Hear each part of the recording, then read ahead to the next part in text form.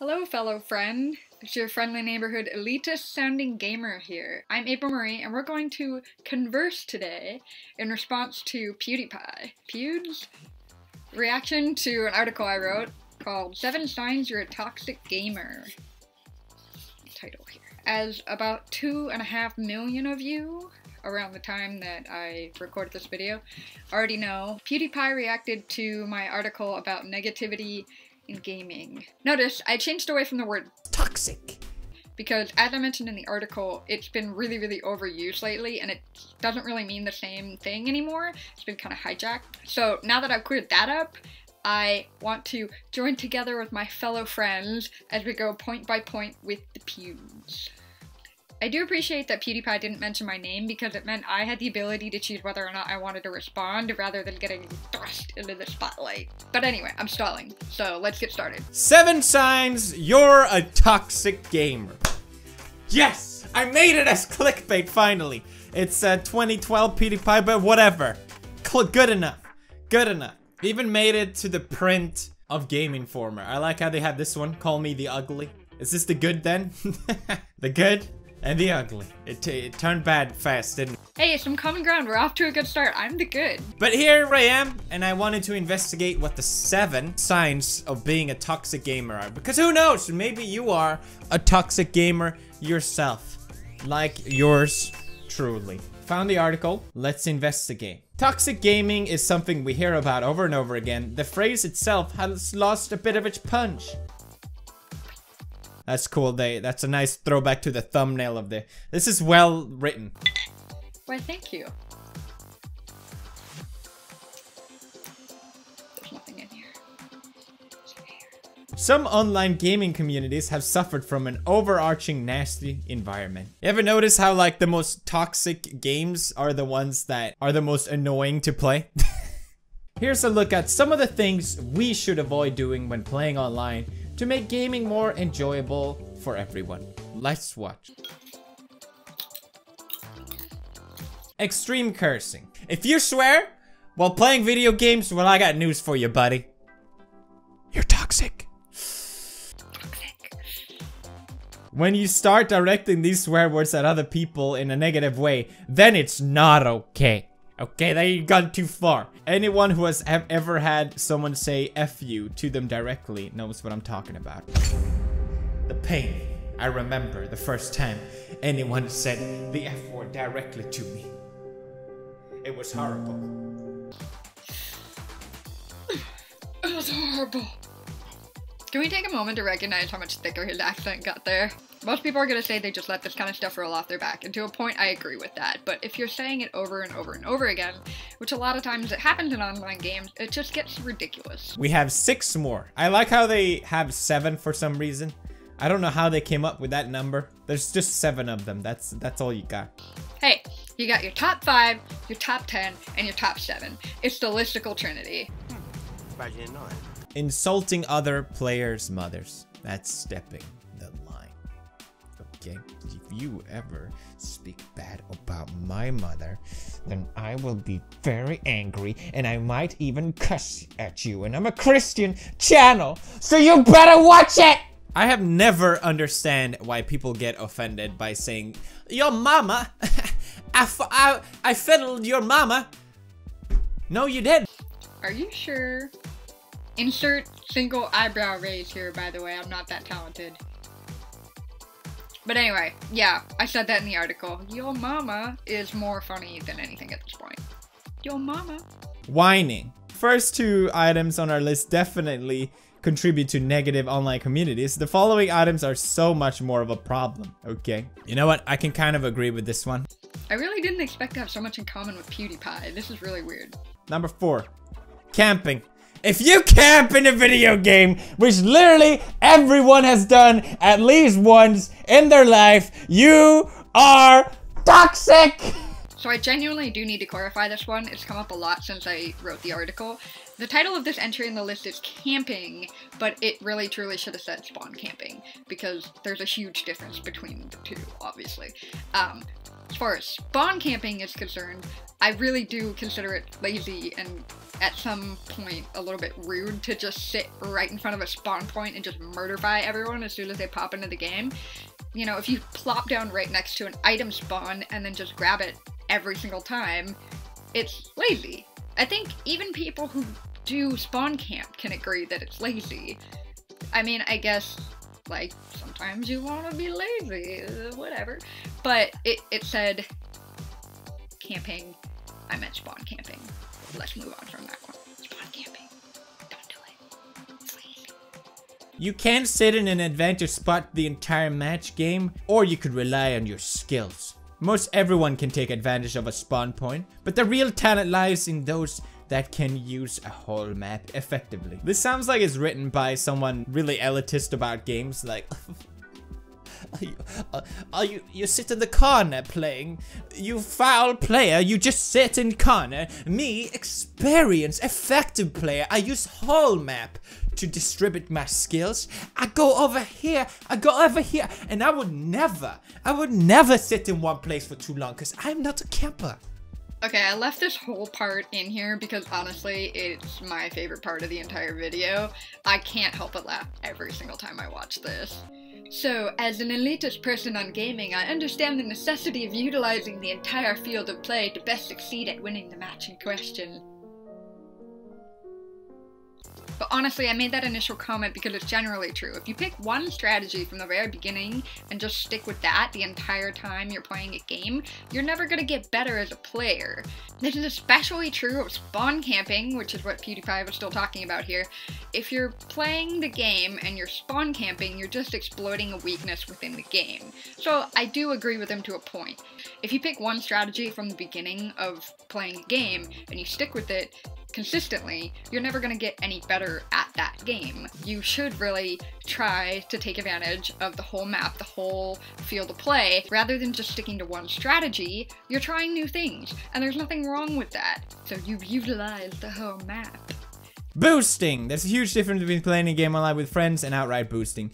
If you and a friend are entering a match and sitting in the corner of each other, you are making the experience less fun for everyone. Oh yeah, this was a thing in Call of Duty. Do people still do that? Yeah, they do.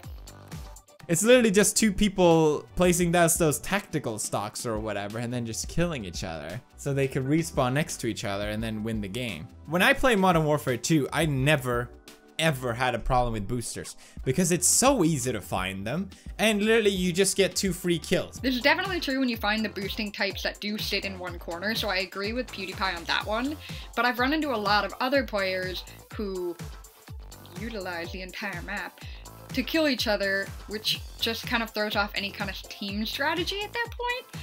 If you're just playing a team game with another friend and you're killing each other, it's really frustrating because then everyone else who's playing the game the way you're supposed to is left out.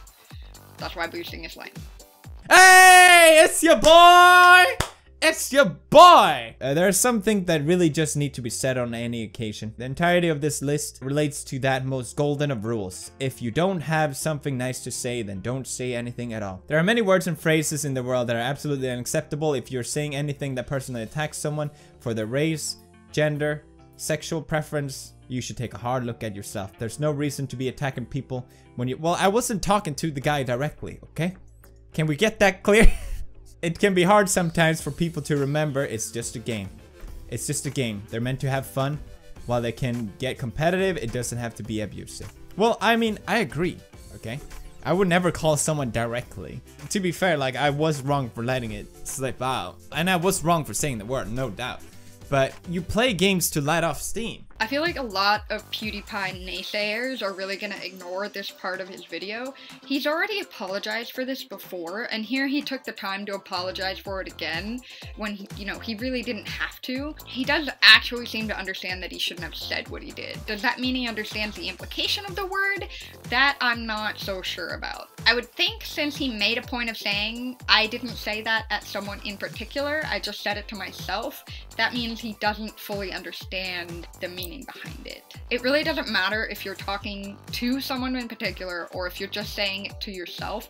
If you're using a derogatory term, there's something wrong. You shouldn't be saying it. It doesn't matter who you are or who you're saying it to. My biggest thing with this is it's such a small part of our languages that it's really not that hard to avoid it. Just don't say it. People put way too much emphasis on it being such a horrible thing for people playing online. Literally, just mute. Just mute the whole game. It's not that hard. What do you want to do? Talk to people? Hello, fellow friend. Let's go kill some enemies. For the life of me, I cannot let this go. And I mean that in the best way. This part is just as golden as the whole elitist, I use the whole map part. I love this comparison. Of course, I didn't mean that you should watch every single word that you say to someone. And I think everyone understands that that's what he was saying and that's what I was saying. But I still think that people shouldn't be assholes to each other. There are other types of games where I'm sure you can have a good time, you know, just chill. Being toxic online, it's part of the game. A lot of times it's used as a tactic to just tick the other players off. And it's fun. This is the most frustrating part of this video for me. I don't think trolling should be considered a regular tactic in video games. It's shitty, it's lame, and frankly it's a cop-out. If you want to play a game and you want to be good at it, then be good at the game. Don't be a bully or a dick. If you're relying on that kind of strategy, then yeah, you really are a problem within the community. It's perfectly possible to be really good at a game without bringing other people down. I have to agree to disagree with PewDiePie on this one. It's fun because you're not allowed to be like that anywhere else. It's sort of like part of the game. And everyone who plays the game knows that that's just how you act online. I really don't agree with this either. Saying that the internet is just that way is really silly and kind of dumb. It doesn't have to be that way. If someone's rude to me online, I'll respond to them with kindness. You'd be really surprised how often I run into people that tell me they just were having a really bad day and they said something that they didn't mean. And that sort of thing happens to all of us, but it doesn't have to be the norm.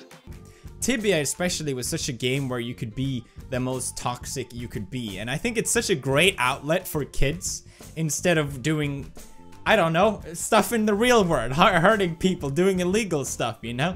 I agree. Video games are a really great outlet for every single person that plays video games. We take our anger out on pixels and we do all these awful things because in the end it's just a game, it's not real. But what is real is the people that are on the other end of those characters in online games. You can use video games as an outlet for real life problems as long as you're not affecting someone else. Kill every single character in Call of Duty or Wolfenstein. Destroy entire cities and societies in city skylines or civilization. Those don't matter, they're not real. But don't take your personal problems out on someone else. I'm totally putting my big sister hat on here, I just realized that. You're separated by a game and separate computer monitors, but that's a real person you're talking to on the other end. If there's something you wouldn't say to someone's face, it's probably because you know that you shouldn't. If you apply that same manner of thinking to your online games, you probably would find yourself behaving a lot differently. There's another slightly different point I want to make here, is that there's a huge difference between being competitive online and being a bully, a jerk, or an asshole. Online games are meant to be competitive. You want to take out the opposing team. But you should be able to separate a friendly match from an all-out shitfest of insults and badgering. I think all of us have a Red Foreman deep inside of us. There's the dumbass! But we don't have to let him out. Really, I got the same treatment from other people as well, and it's like, it makes you toughen up and it makes you realize these are just words, it's just part of the game, no one actually cares. I want to recognize this comment because I agree with PewDiePie. We shouldn't live in a bubble. There's people in the world that are rude, they're mean, they're awful, whatever you want to say. They're out there and they're in the gaming community as well, but I don't think that means we need to glorify them. We don't need that to be the norm. Clearly, some people get weird boners off of being a jerk on the internet and having other people act the same way towards them. I'm personally not one of those people. I don't agree that being awful to each other has to be the status quo. We can enjoy video games and be competitive without being human garbage towards each other. A+, amen. Christian channel. I couldn't find another word that rhymes with amen, really. Ben? There was actually one other item on my list that PewDiePie skipped over. I'm not sure why he did that. It went from 7 signs to 6 signs, which somehow makes even less sense as a listicle.